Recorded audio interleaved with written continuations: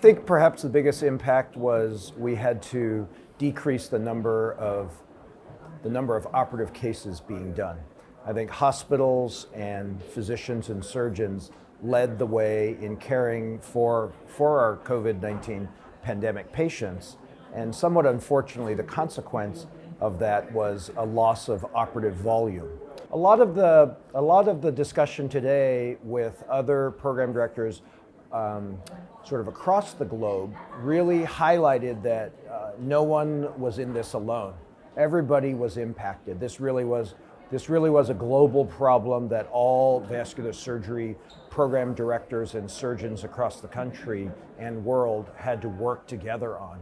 So one of the things I got out of today's session was really how creative that vascular surgery educators and leaders were in trying to provide some of the education.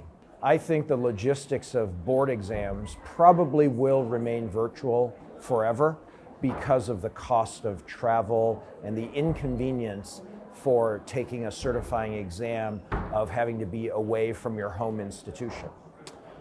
I differ in thinking about recruitment and interviews for how to decide where you might fit into a training program. I think all training programs, since they're certified by whatever governing body is in that country, are generally good programs. So I think a virtual interview, it's difficult to capture the culture of the training program. And because I think they're all relatively good training programs, and because we have such a diverse population of students and trainees interested in our specialty, I think nothing replaces the live in-person visit to any place. I think that at the SVS level, we have heard about workforce shortages in the United States.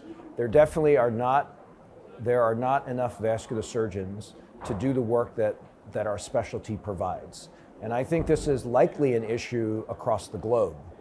I think it's up to program directors in each country to come up with or to match the supply and demand. So I think when we think or when we believe, and there is good data to suggest that we have a workforce shortage, then the Program Directors Association has to respond by creating more quality training programs so that the supply meets the demand of what's out there in this growing population. Because right now, the demand outweighs the supply. I think the biggest challenge continues to be a lot of the efforts related to diversity, inclusion, and equity. I don't think any group across the globe is immune to these concepts and the challenges that face us. I think we all realize and likely acknowledge to have the best teams moving forward, we have to be a diverse and fair and equitable team of vascular surgeons. I just really wanted to thank the organizers of Charing Cross this year for putting on this session as the opening session to talk about COVID-19 and how it really affected vascular surgical education.